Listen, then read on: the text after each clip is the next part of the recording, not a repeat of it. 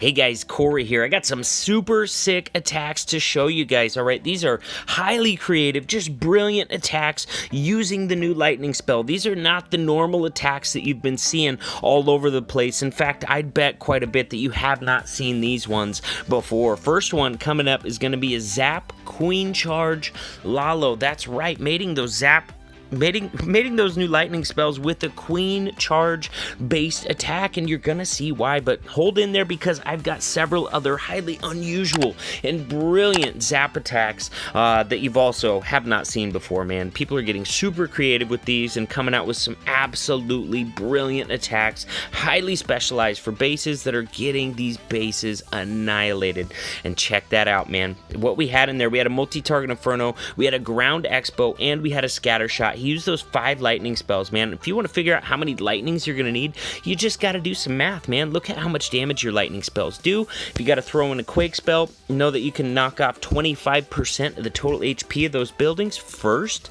But then if you're going to use more quake spells, you got to do 25% of the remaining HP off of them after that, because quake spells don't just straight stack up like lightning spells do. They'll do 25% of the remaining damage of the other damage that's been done by quakes so far. So if you got high hit point structures, it might be worth it for you to do 2 quakes. But normally what you're going to do is do 1 quake, take 25% straight off the top, and then figure out the lightning spells after that. That made it so we had a nice leisurely little queen walk around this side of the base, wall breaking in towards that town hall. He's going to get that town hall taken out. It's actually the queen and the royal champion are going to tag team to get that town hall taken out, and now he's in there far enough where he's got a sweeper down. That sweeper down right over there leaves only this one point in this direction, means he can start Lalo from this side. He leads in with the stone slammer just in case that scatter shot turns around to target his Lalo. It's going to be tanked by that stone slammer, but since his queen was still alive in there, alright, even if she can't reach a scatter shot, if she's going to be in range of it, she can do a really good job of tanking it so that your backside troops can sneak in there and get it taken out, which is exactly what took place right here, man. That queen finally went down, but the scatter shot was distracted too long. It was already down, and now, guys, look at this, man. We got a wizard tower, we've got an air defense, we got a single target Inferno, we got like 15 loons left up on the board. There's just way too many loons left for these defenses that are still up. He's actually got a full health dragon coming in, probably came out of that stone slammer up there, and gonna be able to take out the last few defenses, no problem at all. Now, in this very same war, we got a Zap Drag Bat, man. Brilliant stuff here. This one's pretty straightforward. This is just a Drag Bat attack where you manage to save 2 spell space.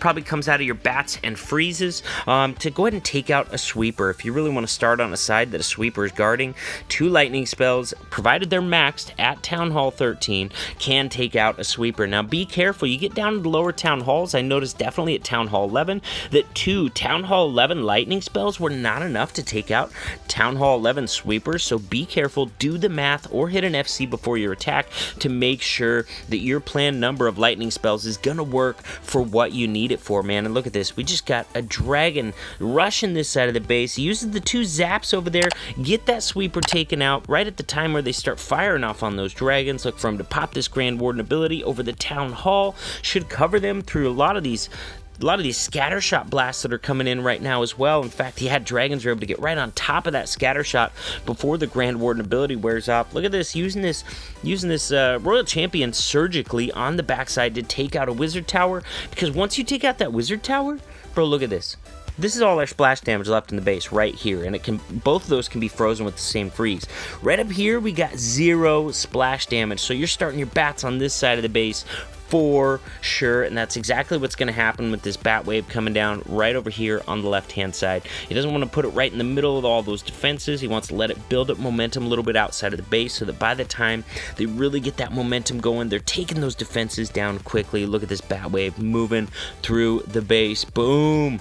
Look at this, man. He's got 1 freeze left. He's able to freeze the scatter shot and the wizard tower right before the bats get there. Yes, they were both being tanked by dragons, but they can also both retarget really fast, usually faster than what you can get a freeze spell to drop if one of those troops is about to die. So he manages to freeze those, save the bats, save the remaining dragons. He's still got a full health royal champion at the end of this attack, absolutely crushed. So we are going down to Town Hall 11 for this example, but hang in there with me because the very next attack that we're going to show is going to be another Town Hall 13 example. Look at this army composition, man. 7 lightning spells, 1 maxed out quake spell right there, and then boom, we got the clan castle, we got the eagle already down. Now look at the rest of this army.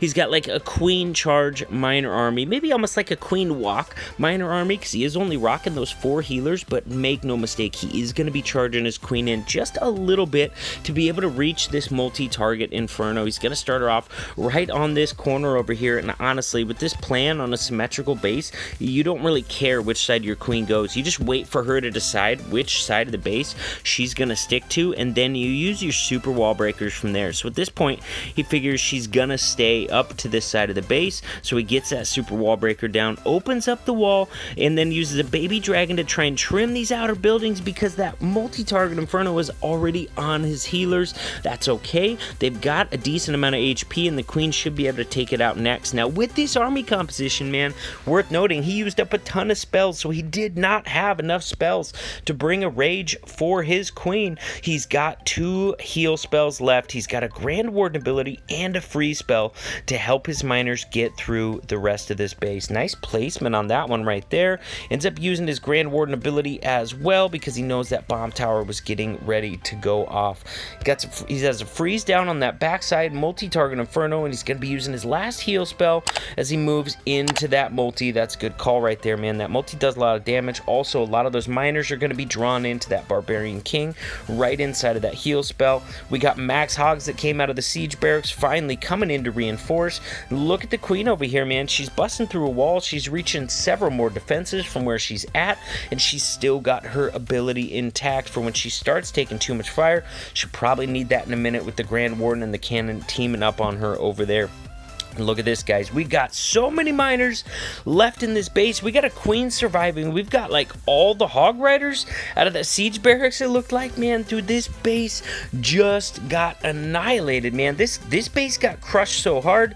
I'd say it's definitely worth taking a hard look at whether or not this attack should be a regular strategy used at Town Hall 11. All right, friends, I've showed you all the crazy new creative ones. Now I got to show you which one is working the most often at Town Hall 13. All right, and this is the strongest of the new Zap attacks, and that's going to be Zap Lavaloon. 1 quake, 7 lightning spells. Let's go. Taking out the Eagle Artillery and the Clan Castle, all right? You also can choose to get the Clan Castle in like a scatter shot. You can sometimes get the Queen close enough in there to those things to get all that value as well.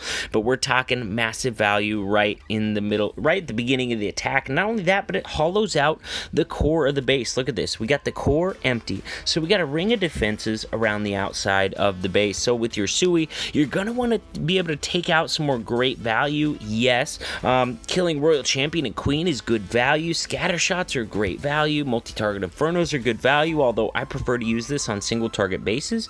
But another thing that you're going to want to secure is pathing, man. And if you can cut out that ring of defenses, take a chunk out of it somewhere. Oh, is Queen going to be able to get that scatter shot?